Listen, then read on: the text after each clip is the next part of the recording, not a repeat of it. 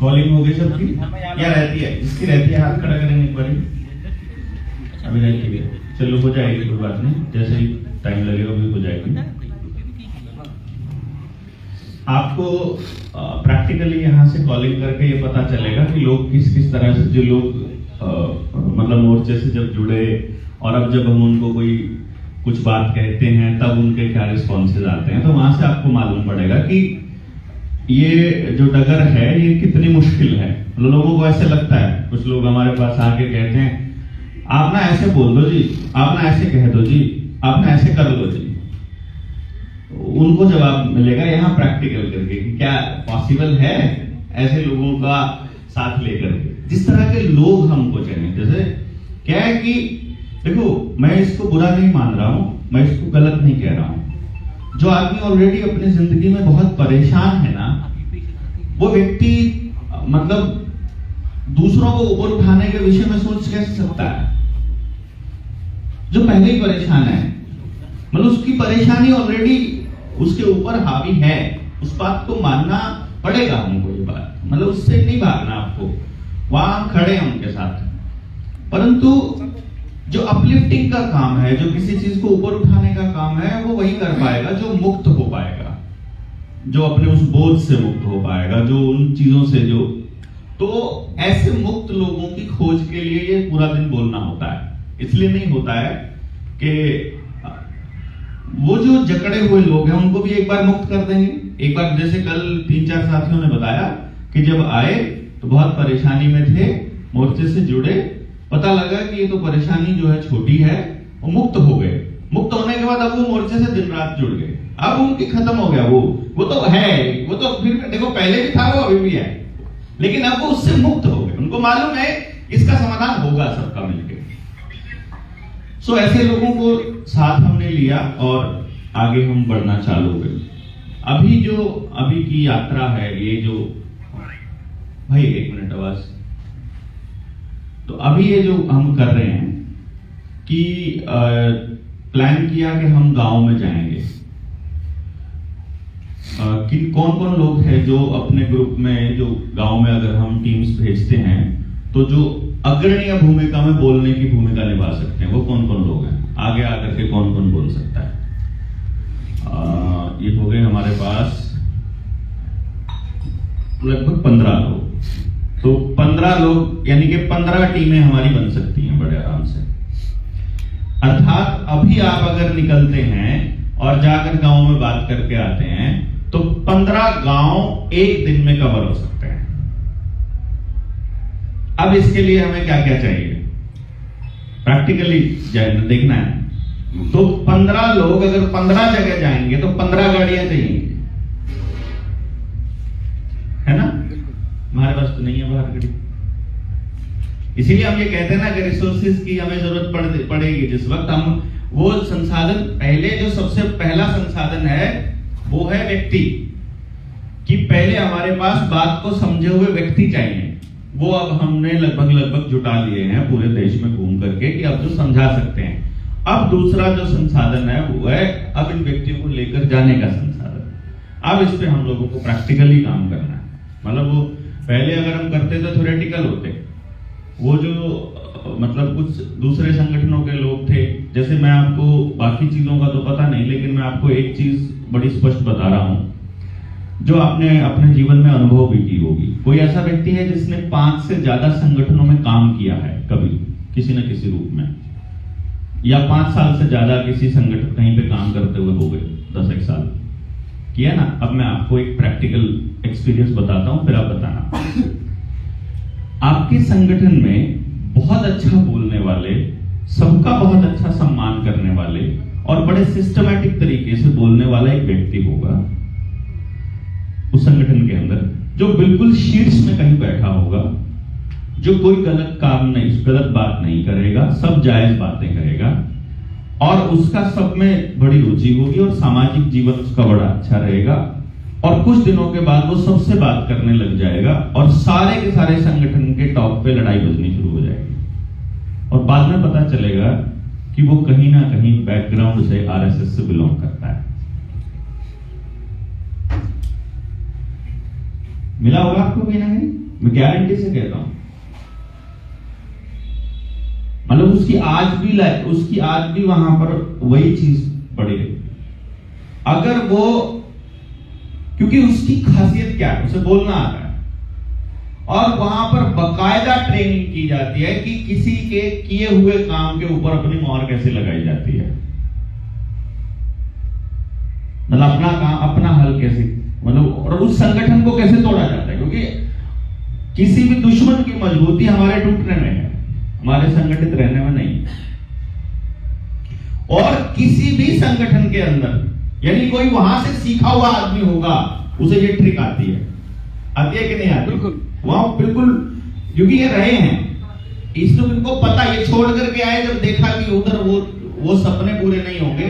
क्योंकि जो दिखता है ना ऊपर, जैसे जहर की गोली के ऊपर शुगर कोटिंग है, वैसा काम है वहां पर। पहले जो मतलब ट्रेनिंग्स होंगी ना, वहां पर आपको देश के अलावा कोई दूसरी बात सुनने को नहीं मिलेगी। तो कोई दुनिया की कोई ताकत नहीं कह सकती कि कोई गलत बात कहते हैं। लेकिन जैसे जैसे आप अंदर घुसते चले जाओगे, उनका वो असली चेहरा जब दिखने लग जाता है कि अंदर तो नफरत ही नफरत भरी पड़ी है। 2021 में मैं नागपुर में था, और नागपुर और ये रायपुर छत्तीसगढ़ में, और अकोला और इधर उस एरिया के अंदर था। उस एरिया में एक जगह पर, एक गांव में, मंदिर में ही हमारी ऐसी मीटिंग हो रही थी, बिल्कुल ऐसी, इसी तरह से मैं तख्त पे बैठा था। वो पिछले डेटाबेस में मेरे पास पड़ी होगी, वीडियो डालूंगा, मैं दिखाऊंगा किस तरह से, मतलब किस तरह से वो फैलाया जाता है। हम बात कर रहे हैं, मतलब बात करते करते जब मैंने आधार कार्ड पे बात लेके आया, तो एक व्यक्ति खड़ा होकर बोला, मैं गारंटी से कहता हूं देवेंद्र भाई, आपके पास भी आधार कार्ड है, मैं ला के दिखा दूंगा आपके सामने। मैंने कहा देखो, पहली बात तो हमारी लड़ाई ये नहीं है कि मेरे पास है कि नहीं है, ये तो नहीं है ना। हम ये आधार कार्ड के नुकसान बता रहे हैं, लेकिन इससे ये साबित नहीं होता कि मेरे पास होगा तो मैं उसका नुकसान नहीं बता सकता। लेकिन फिर भी मैं चैलेंज कर रहा हूं, आज इस वक्त भी, अभी हम बैठे हैं, कितनी तारीख हो गई, 9 तारीख हो गई ना, 9 मार्च 2025 को, आज भी मेरे पास नहीं है आधार कार्ड। लेकिन मैं तब 2021 में कह रहा हूं, मैं कहा आप ला दो, मैं जिंदगी में आज के बाद सामाजिक जीवन में नहीं जाऊंगा। लेकिन यदि जैसे आपका वैक्सीन का सर्टिफिकेट बना, वैसे ही किसी ने आधार कार्ड बना दिया होगा, तो मुझे नहीं मालूम, मैंने नहीं बनाया, ना मैंने कभी इस्तेमाल किया, ना मेरे पास कभी रहा, ना मैंने कभी यूज किया, ना मेरे घर में कभी आया। वैसे किसी ने बना रखा होगा, मुझे नहीं मालूम, या अभी कोई बना दे तो मुझे नहीं पता। अब मैं उस भाई को जब समझा रहा हूं कि ये लड़ाई आधार कार्ड की नहीं है दोस्त, ये लड़ाई मैं आधार कार्ड के जरिए तुमको ये बता रहा हूं कि टोटल कंट्रोल कैसे करना है। ये बात का जिक्र मैंने इसलिए किया आपको, क्योंकि जब आप गांव में जाएंगे तो आपके सामने आंख में आंख डालकर पूरी शिद्दत के साथ बोलने वाला जो व्यक्ति होगा, वो या तो किसी पॉलिटिकल पार्टी का होगा या आरएसएस से होगा। मतलब वो पॉलिटिकल पार्टी नहीं है आरएसएस ना, वो संगठन है, क्योंकि उनकी सत्ता को चैलेंज है। पॉलिटिकल पार्टी में ये नहीं है कि सिर्फ बीजेपी का आपका विरोध करेगा, कांग्रेसी भी आपका विरोध करेगा, कोई आपिया होगा वो भी विरोध करेगा, कोई बहुजन समाज पार्टी से होगा वो भी हो सकता है, उधर से मुलायम की पार्टी का होगा वो भी हो सकता है। इट हार्डली मैटर्स वो किस पार्टी से, क्योंकि आपकी जो लड़ाई वो पार्टी के अंदर से ही तो है। कि हम क्या कह रहे हैं कि वो कैंडिडेट पार्टी का है, जनता का नहीं है। वो कैंडिडेट पार्टी का है तो वो पार्टी के प्रति निष्ठावान है। हमारी लड़ाई तो यही है ना, हमको तो जनता के प्रति निष्ठावान आदमी चाहिए। तो वो क्या कह रहा है कि वो पार्टी का आदमी आपके ऊपर सवाल उठाएगा तो उसका जो सवाल उठाने का जो तरीका होगा वो ऐसा होगा जैसे वो आपकी 10 बातों में से कोई एक बात गलत साबित कर दे। जैसे ही आपकी एक या 2 बात गलत साबित हुई, आपकी क्रेडिबिलिटी खत्म, आपकी पहले की सारी बातें कहीं भी खत्म। देखो झूठ बोल रहा है, देखो झूठ बोलता है, तो मतलब आपने जो पहले सारा सच भी बता रखा होगा वो उसको भी खा जाएगा। ये सिखाया जाता है बकायदा ट्रेनिंग देकर के। 7-7 दिन के सत्र हैं जहां उनको ये सिखाया जाता है कि तुमको उस संगठन के अंदर लड़ाई कैसे करवानी है, प्रैक्टिकल भी करके दिखाया जाता है, और उस संगठन की क्रेडिट को खाना कैसे है, उनके लोगों को देखना कैसे है कि काबिल लोग कौन कौन हैं, और काबिल लोगों को फिर उधर कैसे लेकर के जाना। क्योंकि उनको चाहिए समाज से तिरस्कृत लोग, उनको, हमको चाहिए समाज में स्थापित आदमी, खानदानी आदमी। अगर वहां चला जाएगा ना भाई साहब, दम घुट के वापस ही आ जाएगा, अगर वो जमीन जिंदा रख ले तो। उनको तिरस्कृत लोग चाहिए। तिरस्कृत लोगों को इतना जी जी, हाँ जी वीरेंद्र जी, हाँ जी सचिन जी, क्या कमाल बोले हैं आज तो आप। मतलब बस शाम को एक बार यहाँ से निकलने के बाद मैं कहा, अब हम तो बात करते हैं, हाँ कैसा रहा, ठीक है, अपन तो इतना करते हैं, अपन तो इससे आगे बोलते ही नहीं इनसे। और वो क्या सचिन जी, कमाल की कला है आपकी, क्या सब बोलते हैं आप, ज्ञान आपका कितना सर्वोपरि। मतलब हम तो तंग रह जाते हैं आपके जैसे, हम अद्भुत हुए आपको पाकर अपने संगठन। भाई जो भी आए, आप सब जब आते हैं, मान लो आपके आते ही हम भी ऐसे हो जाएंगे, भाई साहब, अरे नहीं कमाल करते भाई साहब। बता जब फोन, अरे मजबूरी हो जाती है भाई साहब, मैं क्या नहीं उठा नहीं पाता, आपका फोन मजबूरी है, तो आप समझिए। ऐसे बोल देंगे तो आपको भी लगेगा कि यार क्या कमाल बंदा है, कितना विनम्र है कि नहीं? तो वो विनम्रता का ऐसा चोला पहन के रखते हैं और शुद्ध हिंदी और भारतीयता दिखाई देगी आपको शब्दों के अंदर, अंग्रेजियत बिल्कुल दिखाई नहीं देगी। और मतलब वो देश के अलावा दूसरी कोई बात करते हुए आपको पहले की झटक पे नहीं दिखाई देंगे, आप सोच ही नहीं पाएंगे। अच्छा, फिर जब आपने शुरू में नहीं सोचा कि आदमी थोड़ा बहुत खराब हो सकता है, तो एंटर करेंगे जब आप उसके अंदर, जब जल जाएंगे, तो आपने अपने जीवन के 10-20 घंटे या 10-20 दिन लगा दिए किसी संगठन में, फिर आपकी इन्वेस्टमेंट हो गई।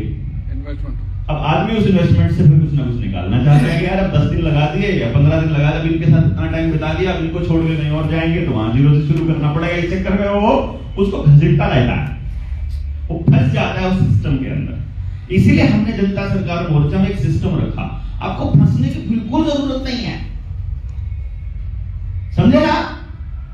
मतलब आप हमसे बिना अटैच हुए डिटैच हो सकते हैं, या बिना डिटैच हुए अटैच हो सकते हैं, आपकी मर्जी है, आप कैसे अटैच करना चाहते हैं। मान लीजिए आप यहां आए, संगठन से समझ ली और अपना काम चालू कर दीजिए, और जिस दिन आपकी लड़ाई में आपको हमारी जरूरत पड़ेगी, उस दिन हम आपके साथ खड़े नजर आए। मतलब इवन अगर आरएसएस की बात जब जायज करती नजर आएगी, तो हम उसको भी साथ देंगे। देना चाहिए कि नहीं देना चाहिए? बात का साथ देना है ना हमको, तो आरएसएस का साथ थोड़ी देना है हमको। तो समाज में ये बात फैलाने की ये वाली बात सही है। अगर उस बात का आपके पास कोई अल्टरनेट है कि नहीं ये गलत है, जैसे फॉर एग्जांपल आज अभी मेरे उस पर मैसेज आया, किसी ने कहा कि ये रोहिंग्या पे नहीं बोलता है, तो मैंने मैसेज में इतना ही लिखा, मैं तुम्हारे इस जाल में नहीं फंसने वाला हूं, क्योंकि रोहिंग्या पे मैं नहीं बोलता हूं ऐसा पॉसिबल ही नहीं है। मैं तो विस्थापन के ऊपर कब से बोल रहा हूं, और मैं सिर्फ प्रदेश व्यापी विस्थापन पे थोड़ी बोल रहा हूं, मैं तो अंतरराष्ट्रीय विस्थापन पे बोल रहा हूं लगातार। तो उसमें सिर्फ रोहिंग्या क्यों, उसमें पंजाब का पंजाबी क्यों नहीं, हरियाणा का हरियाणवी क्यों नहीं, बिहार का बिहारी क्यों नहीं, जो भी अपने गांव से, गांव छोड़ करके, जो गांव छोड़ करके जा रहे हैं, यहाँ के पड़ोस के गांव से लोग विस्थापित होकर के समालखा में आ रहे हैं, तो समालखा में क्यों आना पड़ा उनको? क्योंकि वो कहते हैं कि वहां पर सुविधा नहीं है। तो यहां पर सुविधा किन चीजों की है? अगर आप शहर का एस्टिमेट लगाएंगे, तो दिल्ली का अगर एस्टिमेट लगाएंगे, तो दिल्ली के अंदर आपको 80% आबादी दिल्ली की वो मिलेगी जो दिल्ली की नहीं है। तो जो दिल्ली की नहीं है वो दिल्ली में जाकर के अगर रह रही है, और उसको मालूम है कि वो अपने बच्चों को जहरीली हवा खिला रहे हैं, उनको मालूम है कि वो कोई मतलब हवा उनको नहीं मिलती, धूप उनको नहीं मिलती, पैदल चलने को वो नहीं मिलते, डिप्रेशन का माहौल है पूरी तरह से, चारों तरफ बीमारी चारों तरफ से घेर के रखती है, तनाव रहता है, तो फिर ऐसे शहर में भी रहना पड़ रहा है। उन व्यक्तियों को ऐसा लगता है कि हमारे पास अल्टरनेट नहीं है, क्योंकि अल्टरनेट छोड़ा ही नहीं है भाई। अगर आपको जीवन यापन के लिए आपको मात्र 15,000 रुपए मिलते हैं, और शुद्ध खाने के लिए और पौष्टिक खाने के लिए 50,000 खर्च होता है, तो आपकी मजबूरी है कबाड़ खाना। जैसे आप विदेश चले जाएंगे, जो जिनको हम विकसित कंट्री बोलते हैं, जिनको हम विकसित देश बोलते हैं, उन देशों में जितना कबाड़ है, चाहे पिज्जा है, बर्गर है, कोल्ड ड्रिंक है, कॉफी है, ये सारी चीजें बहुत सस्ती हैं। और हरी सब्जी है, ताजा खाना है, अनाज है, दूध है, वो बहुत महंगा है, बहुत मतलब बहुत की बहुत। मांस बहुत सस्ता है, हाँ, मीट सस्ता है और शुद्ध शाकाहार जो है वो महंगा है। तो जब अगर यहां से कोई बंदा जाएगा, वो क्या करने जाएगा? कमाई करने। क्योंकि उसको यहां से जमीन गिरवी रख के गया है, या लोन लेके गया है, या घर वालों ने सारों ने इकट्ठा करके पूरे गुण में लेके दिया है। तो अब उसकी प्रायोरिटी क्या है? खाना है कि पैसा बचाना है? पैसा बचाना जी। कम से कम खर्च करेगा, कम से कम खर्च करेगा तो सेहत को दांव पे लगाएगा ही लगाएगा। और उस खाने के अंदर ग्रेफीन डालो, उस खाने के अंदर वो मतलब जिसको डार्क मैटर बोलते हैं, ऐसा कुछ डालो जिससे कि आपकी बुद्धि जो है वो डाउन रहे, ग्लाइकोसाइड जैसा जितने भी केमिकल्स हैं ये डालो। तो फिर वो आदमी कभी सही और गलत का निर्णय नहीं ले पाएगा, वापस कभी आएगा ही नहीं। जो गया वापस थोड़ी आया भाई। वो रहेगा कैसी जगह पर? वो आप बताओ। उसके लिए एक पूरा का पूरा मकान किराए पर ले ले, वो ज्यादा बढ़िया है, या 10-20 लोग साथ लग के रह लें, वो ज्यादा बढ़िया है? 10-20 लोग साथ रहे, बोल के इस तरह से रहते हैं वहां पर तो कि 20 लोगों ने लिया हुआ है, लेकिन जगह वहां सिर्फ 10 लोगों की है। तो 10 लोग नाइट शिफ्ट में हैं, 10 लोग डे शिफ्ट के हैं। जब नाइट शिफ्ट वालों का टाइम आता है तो दिन वाले निकल लेते हैं, दिन वालों का आता है रात वाले निकल लेते हैं। कि 10 की जगह ही है, लेकिन रह रहे हैं 20 लोग वहां पर सिर्फ पैसा बचाने के लिए। तो अब उसको गलत काम करना उसकी मजबूरी हो गई एक तरह से। अब ये हम गांव वालों को जब आप ये पहले झटके में बताने लगोगे, हम आपको पहली ट्रेनिंग में तो ये सब बातें नहीं बताते हैं। मतलब यहां तक आते आते हमारे को 3 साल लगे कि हम इन बातों पर अब चर्चा करने लगेंगे। हमने नहीं पहले किसी संगठन की खिलाफत करी, हमने कहा तुम आओ देखो। अब आप अपने संगठन में अपने आसपास घूम के देख सकते हो कि किस किस टाइप का आदमी है। यहाँ आप समाज में भी जाओगे, आपको अलग अलग टाइप के लोग मिलेंगे। तो वो जो मैं रायपुर की बात बता रहा था, वो आदमी ने मुझे बोला, आरएसएस का गढ़ था, वो मुझे मालूम था, और वो कार्यक्रम भी आरएसएस के लोगों ने करवा रखा था। कार्यालय भी वही थी, नहीं वो मंदिर में हुआ था। हाँ, वो गांव है वहां रायपुर से जस्ट 33 किलोमीटर, मेरे को भी ध्यान नहीं, उस गांव के अंदर हुआ था। वो डॉक्टर सुजन का गांव है, बल्कि मुझे बाद में बताया वो उस टाइम बाहर थी, स्विट्जरलैंड थी। तो जो वापस आई तो तब मैंने बताया कि मैं उधर चांदपुर करके कुछ इसी टाइप का कुछ गांव था। तो वो बोले कि वो तो मेरा गांव है। डॉक्टर सुजन ने कहा कि मेरा गांव है। मैं कहा अच्छा, हम तो आपके गांव में उस मंदिर में गए थे वहां। तो बंदा ने खड़ा होकर के मुझसे एक सवाल पूछ लिया, सबसे आगे लाइन पे बैठा था वो, राजेश जैसा हट्टा कट्टा नौजवान, बिल्कुल एकदम जैसे ऐसे जिस तरह के वो गौरक्षक टाइप के होते हैं ना, वो उस टाइप का। और खड़ा होकर के, आप आरएसएस के बारे में क्या सोचते हैं?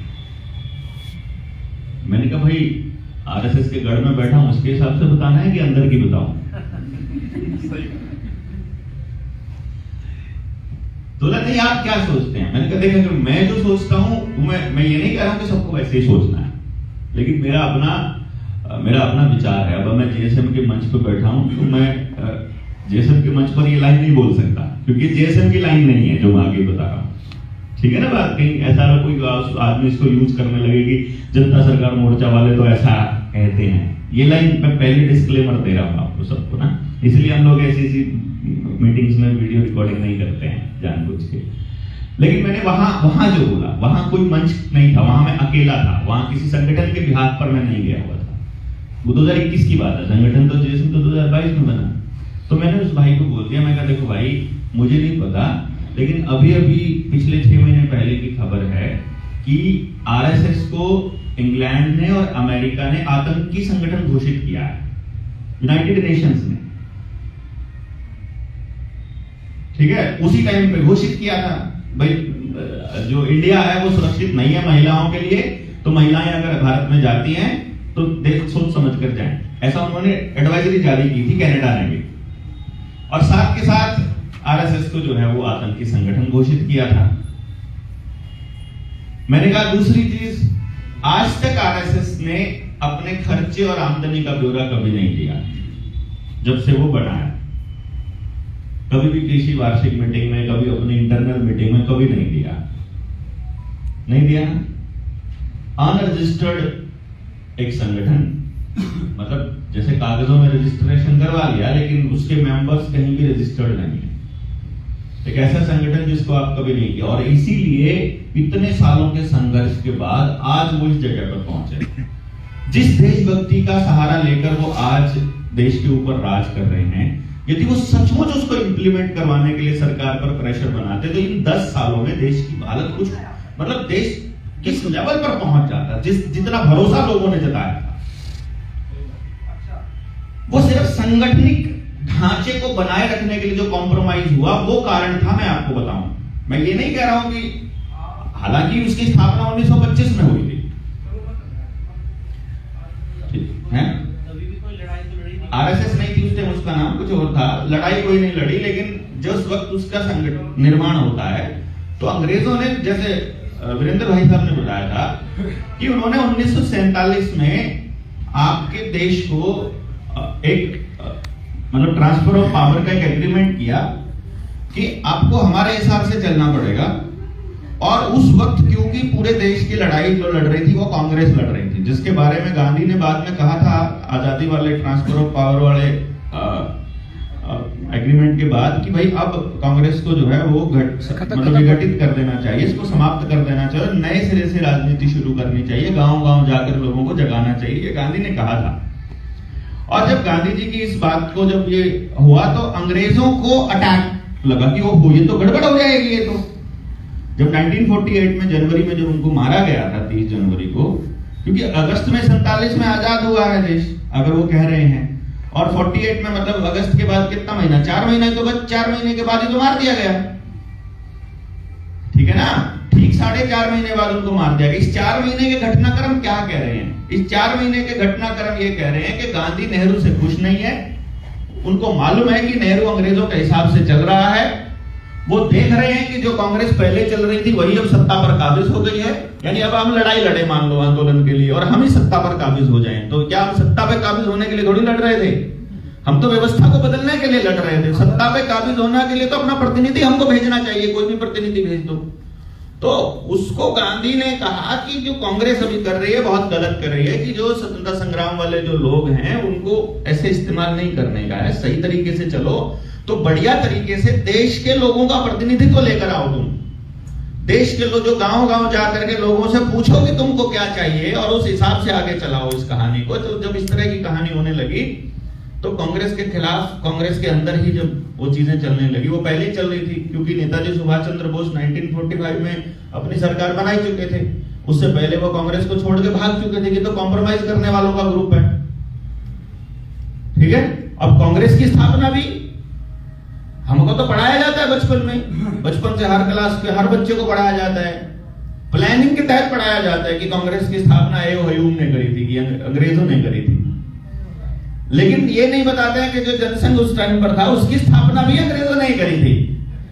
और ये पूरा गेम प्लान होता है, पूरा का पूरा सिस्टम का गेम प्लान है कि जब कांग्रेस से दुखी हो जाएंगे लोग तब कहां जाएंगे, तब उनके पास कभी कभी जो है मतलब एक सेफ्टी वॉल की तरह एक नया रूप दे देंगे। वो उन्होंने आरएसएस दे दिया, आरएसएस दे दी कि जब कांग्रेस से दुखी हो जाए तो वहां चले जाओ। फिर जो आदमी, जैसे अब चौधरी देवीलाल ने मान लो अपना दल बनाया या अपना संगठन बनाया, तो जो अपनी पार्टी बनाई, या इधर अजीत सिंह ने जो चौधरी अजीत सिंह ने जो पार्टी बनाई, वो सब कहां से आए हुए लोग थे? मुलायम को ले लो, लालू को ले लो, ये सारे कौन लोग हैं? कांग्रेस ही तो हैं पुराने। यानी कांग्रेस को छोड़ करके उन्होंने कहा कि कांग्रेस को छोड़ करके उधर नहीं जाएंगे क्योंकि वो भी उसी प्रोपेगेंडा पे काम कर रहे हैं।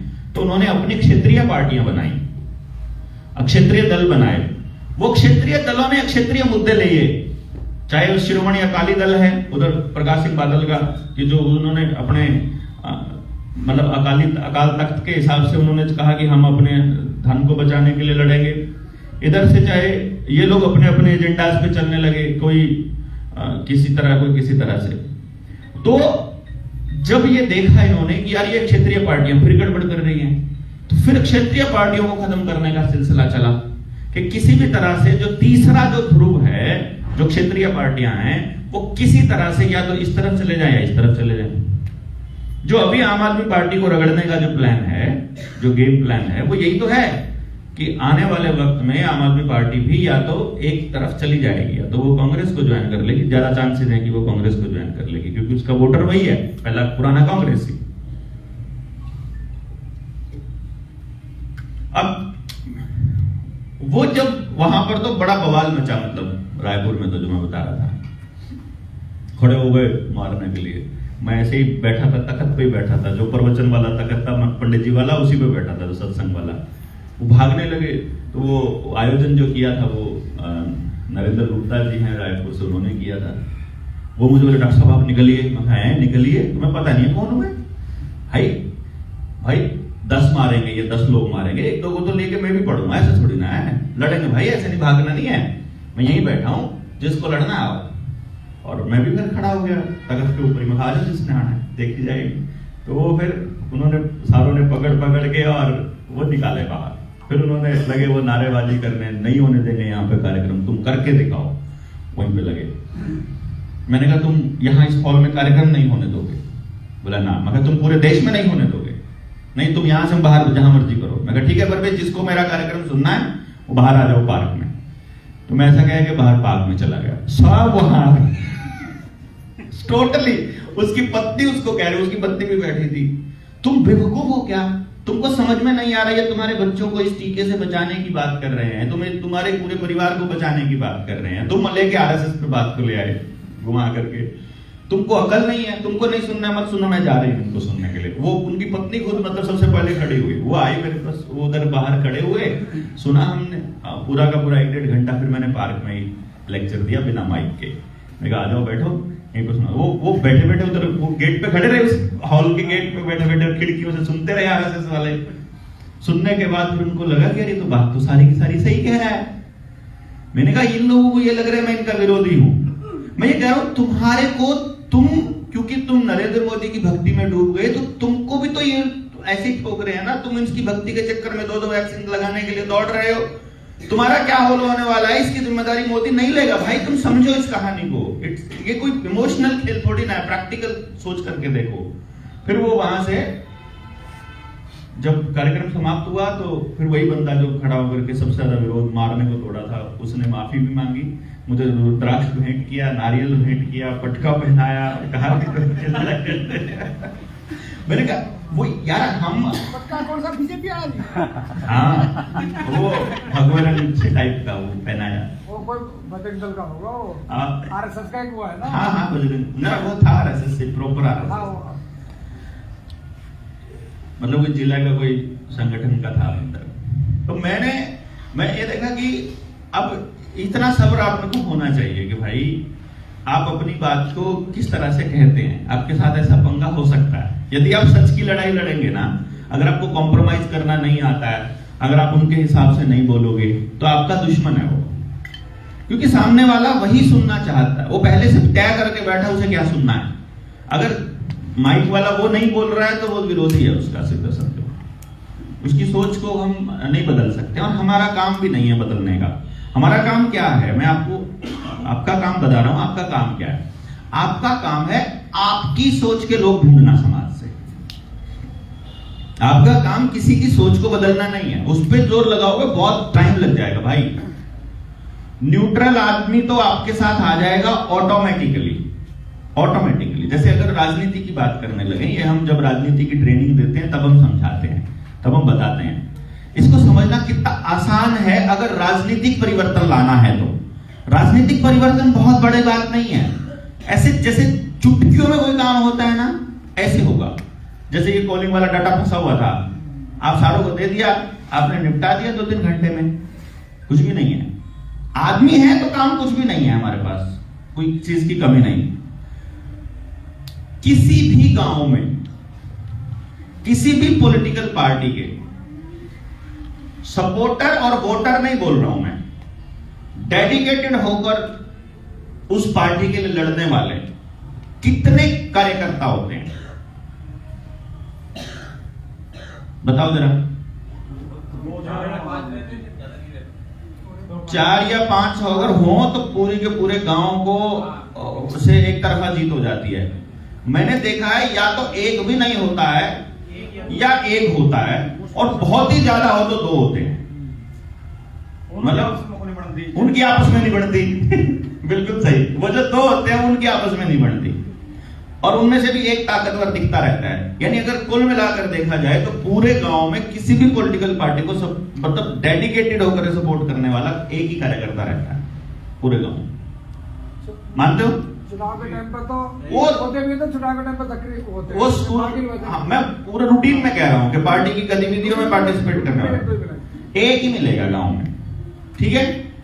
अब आप सोचो कि पूरे गांव में एक के हिसाब से यदि हम पूरे हरियाणा की बात करें तो 7000 गांव, 6700 कुछ गांव है, तो हम 7000 कार्यकर्ता ऐसे मान ले किसी भी पॉलिटिकल पार्टी के होते हैं। आपने कभी देखा 7000 डेडिकेटेड लोग किसी पार्टी के पास? बीजेपी के पास भी नहीं है, जो आज सत्ता में है ना उसके पास भी नहीं है भाई साहब। अमित शाह की रैली थी ना करनाल में, जब 19 नवंबर को अपनी रैली थी, बसों में बैठ नहीं रहे थे लोग उनके बैठाने से, देखा था ना आपने, खाली बसें आ रही थी, उसी दिन सेम रैली थी अपनी। तो 7000 है नहीं, मैं और वोटर कितना है टोटल पूरा? लगभग 2-2.5 करोड़, 280 वोटर है, और 7000 कितने परसेंट हुआ? अब मैं इसको बिल्कुल एग्जैजरेट करके देख लेता हूं कि ये तो वर्कर की बात आ गई, अब वोटर की है। पक्का उसी पार्टी का वोटर, चाहे तूफान इधर से उधर हो जाए, 1000 वोट में से कितना वोटर होता है? 1000 में से 650 वोट पोल होगा, 1000 में से 650 वोट पोल होती है, और जिस पार्टी की सत्ता नहीं आ रही है उसका कितना वोटर होगा? उसका 20 से 25%, 20 से 25%, 20 से 25% हो गया आपके हिसाब से 150-200, 150 वोट जिसकी सत्ता नहीं आ रही है उसकी आ जाती है, आ जाती है कि नहीं आती है? हर गांव से 2-2 वोट भी आती है साहब। मैं आपको पूरी विधानसभा का डेटा अगर दूंगा ना, कांग्रेस की पूरे गांव से 10 वोट 15 वोट इस चुनाव की बता रहा हूं ना। अब अपना हरियाणा में तो बीजेपी की वोटर की संख्या ना जी 32% वोटर है बीजेपी के हरियाणा में, बस टोटल।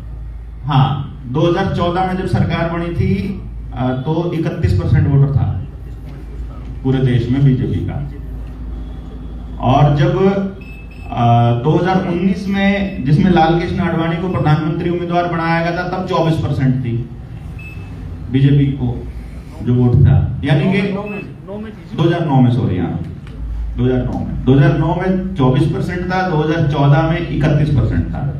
यानी इतनी पब्लिसिटी कांग्रेस की, इतनी खिलाफत के बाद मात्र 7% वोटर ही नरेंद्र मोदी के नाम पर जुटा था, वो भी कांग्रेस के विरोध के लिए जुटा था, मोदी के लिए नहीं। मोदी तो बाद में बना अपने आप को। अब मैं ये मानकर चल रहा हूं, जितना हमने कैलकुलेशन किया है, कि डेडिकेटेड वोटर को यदि हम किसी पॉलिटिकल पार्टी और विरोधी पार्टी सब में अगर डिवाइड करने लगे, क्योंकि जिस टाइम जिसकी सत्ता होती है उसके ज्यादा, नहीं होती है उसके कम, लेकिन मैं अगर इस सारी को बराबर बराबर बांट के चलूं तो एक आम आदमी पार्टी, एक कांग्रेस, एक बसपा, ये मायावती वाली 3 हो गई, एक बीजेपी, एक जेजेपी, और कौन सी चौटाला बढ़िया एनएलडी, 6 पार्टियां हो गई हरियाणा में। हरियाणा की बात कर रहा हूं फिलहाल, बाकी जगह जहां चौटाला नहीं है वहां शिरोमणि अकाली दल है, उधर मुलायम है, वो मतलब इस तरह से बदल जाएगा। तो मैं अगर हरियाणा में 6 पार्टियां मान के चलूं तो मैं ये मान के चल सकता हूं कि किसी भी टोटल जो ओवरऑल वोट है जो हर हाल में उसी पार्टी को देगा, हर एक पार्टी को 5% दे सकते हैं हम? नहीं जी। मैं एवरेज कह रहा हूं, उधर से 1 हो जाएगा तो उधर 8 हो जाएगा, 10 हो जाएगा। मतलब मैं ये 5% कहने का मतलब ये कि 30% वोटर फिक्स है जिसके पास जाना है। फिक्स है जी। मैं इसको ऐसे बोल रहा हूं, हाँ। क्यों जी? हाँ, फिक्स है। 30% वोटर ने पहले से तय किया हुआ है कि हम पैदाइशी इस पार्टी के हैं या फिर हम तो पक्का इस पार्टी को वोट करेंगे, ठीक है? और लगभग 20 से 30% वोटर है जो वोट ही नहीं डालता। कितनी 70% वोटिंग होती है? 67, 65। हम 30% वोटर कहते हैं जो वोट ही नहीं डालता, यानी जिसका पार्टिसिपेशन ही नहीं है लोकतंत्र के अंदर कह लो या वोटिंग के अंदर कह लो। तो 30% वोटर तो वोट डाल नहीं रहा, 40 कह लो इसको, सॉरी हम ये कह लेते हैं कि 35% तो फिक्स है और 35% डालता ही नहीं है। हम इसको ऐसे कह लेते हैं कि यानी 70% वोटर तो किसी भी नए कंटेस्टेंट के लिए, किसी नई पार्टी या किसी नए संगठन के लिए किसी काम का नहीं है। क्यों जी? यानी कि जो वोट डाल रहा है, जिसकी वोट की वैल्यू है, वो कितने परसेंट बचा? 30%। वो 30% क्या है? उसको हम कहते हैं कि ऊपर से जैसे धागे के साथ लटका हुआ पेंडुलम, जिधर को झुकाव होता रहेगा वो उधर ही चल पड़ेगा। उसका नहीं, वो कहता है क्यों वोट खराब करनी, यो जीतन लग रहा है, इसकी सरकार आवेगी, अरे सरकार में हिस्सा कर लो या फलाना कर लो, ढिमकाना कर लो, उधर कुछ नहीं करना। ये उसी के लिए आखिरी दिन की रैली की जाती है ना? अब जब आप गांव में जाओगे, मैं ये इसलिए बता रहा हूं कि जब आप जैसे ही सामाजिक जीवन में एंटर करोगे, आपके ऊपर पॉलिटिकल होने का ठप्पा लगना है। सामाजिक होने के बाद आपको पॉलिटिकल होना ही पड़ता है। पहले भाषण में पता लग जाता पहले है ये तैयारी कर रहा है। तो इसका मतलब ये हुआ कि जब आप मुद्दे उठाओगे समाज के, तो आने वाले टाइम में आपको पॉलिटिकल पार्टिसिपेशन तो अपनी देनी, वो पॉलिटिकल पार्टिसिपेशन ही होती है असल में। क्योंकि सत्ता को अगर आप चैलेंज कर रहे हो, सरकार को आप चैलेंज कर रहे हो, तो आपको अल्टरनेट तो देना पड़ेगा किसी तरह से, या किसी अल्टरनेट के साथ जाना पड़ेगा। लास्ट में आपके साथ चलने वाले ये लोग तो पूछेंगे ना कि देवेंद्र भाई वोट किसको करें। अगर हम कहें कि उसको कर दो, अच्छी बात कर रहे हो यार, अब उस पार्टी की तो उस राज्य में सरकार है, वहां पे हमारे वाले लोग उसी पार्टी का विरोध कर रहे हैं।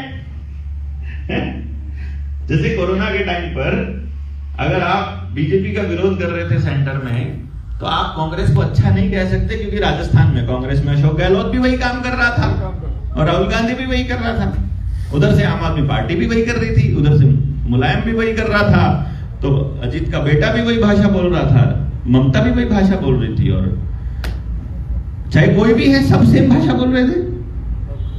अब यहां फंस जाएगा अपना वोटर। अच्छा, अगर आप अलग से कुछ खोल कर बैठोगे, अलग से कोई पॉलिटिकल पार्टी बना लोगे, तो वैसे ही आपको इतना तजुर्बा नहीं है, क्योंकि आप उनके जैसे घाघ नहीं हो, बांटने के लिए आपके पास बोरियों में भरे हुए कट्टा नहीं है पैसा का। मैं पंजाब का चुनाव मैनेज कर रहे थे जब मैं आपको अपना एक एक्सपीरियंस बता रहा हूं। कैंडिडेट का नाम नहीं लेता मैं, लेकिन सुखबीर बादल का खास आदमी था, उसका चुनाव हम मैनेज कर रहे। जब सारा काम करने का तरीका फाइनल हो गया कि हम ऐसे करेंगे, ऐसे लड़ेंगे, ये होगा, ये आउटपुट होगी, हमारा मकसद था सीखना कि ये बंदे कैसे जनता का बेवकूफ बनाते हैं। हमको एक ही बात समझ में आई, हमने हिमाचल में राजा वीरभद्र के साथ भी काम कर लिया, दिल्ली में अरविंद केजरीवाल के साथ भी कर लिया, हमने अमित शाह की टीम के साथ दिल्ली एमसीडी चुनाव में भी काम करके देख लिया, ठीक है। इधर हमने खट्टर के कुछ खास लोगों को भी साथ भी काम करके देख लिया, हरियाणा के अंदर हमने अभय चौटाला के साथ भी काम करके देख लिया, दुष्यंत के साथ भी काम करके देख लिया, दीपेंद्र के साथ भी काम करके देख लिया। हमको समझ में आया, मतलब बेवकूफ लोग दिमाग किराए पे लेकर जनता का बेवकूफ बनाते हैं।